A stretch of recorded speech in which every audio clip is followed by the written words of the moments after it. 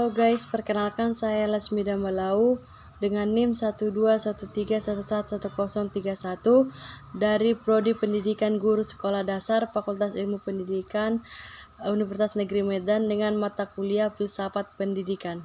Nah, di sini saya akan menjelaskan tentang 10 tokoh filsafat dunia. Tokoh filsafat yang pertama ada Plato. Plato sendiri merupakan murid dari Socrates dan juga merupakan guru dari Aristoteles.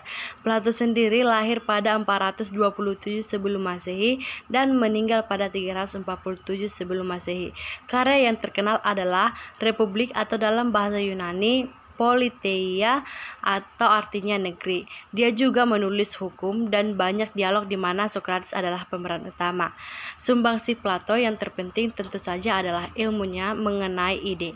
Salah satu perumpamaan Plato yang termasyhur adalah perumpamaan tentang orang di gua. Ada yang berpendapat bahwa Plato adalah filsuf terbesar dalam sejarah manusia. Semua karya filsafi yang ditulis setelah Plato hanya merupakan catatan kaki dari Plato. Yang kedua ada Socrates. Socrates lahir pada 469 sebelum Masehi atau 471 sebelum Masehi dan meninggal pada 399 sebelum Masehi. Aliran tradisi yang dianut adalah Yunani klasik dan menurut utama epistemologi, etika. Gagasan pentingnya ada metode Socrates dan juga ironi Socrates. Dia juga mempengaruhi Plato, Aristoteles, Aristippus, Antisthenes, filosofi barat. Nah, Socrates adalah filsuf dari Athena, Yunani dan merupakan salah satu figur tradisi filosofis barat yang paling penting. Socrates lahir di Athena dan merupakan generasi pertama dari 3 ahli filsafat besar yaitu Yunani, yaitu Socrates, Plato, dan Aristoteles. Socrates adalah yang mengajar Plato dan Plato pada gilirannya juga mengajar Aristoteles. Dan yang ketiga ada Aristoteles. Aristoteles pada tahun 384 sebelum Masehi sampai 322 sebelum Masehi adalah seorang filsuf Yunani, murid dari Plato dan guru dari Alexander yang Agung. Ia menulis berbagai subjek yang berbeda termasuk fisika, metafisika, puisi, logika, retorika, politik, pemerintahan, etnis, biologi, dan geologi. Bersama dengan Socrates dan Plato, ia dianggap menjadi seorang di antara 3 orang filsuf yang paling berpengaruh dalam pemikiran barat. Dan yang keempat ada Thomas Aquinas. Pada tahun 1225 Aquino Italia, Fossa Nova dan Italia 7 Maret 1274. Kadangkala juga disebut sebagai Thomas dari Aquino atau dalam bahasa Italia Tommaso di Aquino. Adalah seorang filsuf dan ahli teologi ternama dari Italia. Ia terutama menjadi terkenal karena dapat membuat sintesis dari filsafat Aristoteles dan ajaran gereja Kristen. Sintesisnya ini termuat dalam karya utamanya Summa Theologiae pada tahun 1273. Ia disebut sebagai ahli teologi utama orang Kristen. Bahkan ia dianggap sebagai orang suci dalam agama Katolik dan memiliki gelar santo. Nah, selanjutnya ada John Adam Smith. John Adam Smith pada 5 Juni 1723 sampai 17 Juli 1790 adalah seorang filsuf berkebangsaan Skotlandia yang menjadi pelopor ilmu ekonomi modern. Karyanya yang terkenal adalah buku An Inquiry into the Nature and Causes of the Wealth of Nations atau yang disingkat dengan The Wealth of Nations adalah buku pertama yang menggambarkan sejarah perkembangan industri dan perdagangan bebas dan kapitalisme. Adam Smith adalah salah satu pelopor sistem ekonomi kapitalisme. Sistem ekonomi ini muncul pada abad 18 di Eropa Barat dan pada abad 19 mulai terkenal di sana. 6 ada Blaise Pascal. Blaise Pascal pada tahun 1623 sampai 1662 berasal dari Prancis. Minat utamanya ialah filsafat dan agama. Sedangkan hobinya yang lain adalah matematika dan geometri proyektif. Bersama dengan Pierre de Fermat menemukan teori tentang probabilitas. Pada awalnya minat riset dari Pascal lebih banyak pada bidang ilmu pengetahuan dan ilmu terapan, di mana dia telah berhasil menciptakan mesin penghitung yang dikenal pertama kali. Mesin itu hanya dapat menghitung. 7. Ada René Descartes.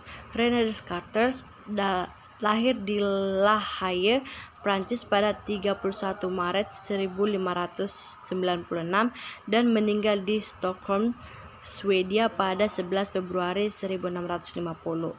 Juga dikenal sebagai Cartesius, merupakan seorang filsuf dan matematikawan Prancis. Karya yang terpenting ialah Discours de la Méthode pada tahun 1637 dan Meditation de Prima Philosophia pada tahun 1641. Nah, Descartes kadang dipanggil penemu filsafat modern dan bapak matematika modern. Adalah salah satu pemikir paling penting dan berpengaruh dalam sejarah Barat modern. Ia menginspirasi generasi filsuf kontemporer dan setelahnya membawa mereka untuk membentuk apa yang sekarang kita kenal sebagai rasionalisme kontinental, sebuah posisi filosofikal pada Eropa abad ke-17 dan ke-18. Nah, yang ke-8 ada Immanuel Kant. Immanuel Kant lahir di Königsberg pada tanggal 22 April 1724 dan meninggal di Königsberg pada 12 Februari 1804, adalah seorang filsuf Jerman. Karya-karya yang terpenting adalah Kritik der Reinen de Vernunft pada 1781. Dalam bukunya ini ia membatasi pengetahuan manusia, atau dengan kata lain, apa yang bisa diketahui oleh manusia. Yang ke-9 ada Niccolò Machiavelli. Lahir pada 3 Mei 1469 di Florence, Italia dan meninggal pada 21 Juni 1527 di Florence, Italia. Pekerjaannya sebagai filsuf, penulis, diplomat, dan politikus.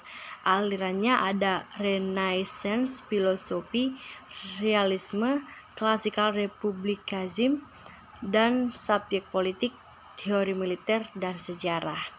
Niccolò Machiavelli adalah diplomat dan politikus Italia yang juga seorang filsuf.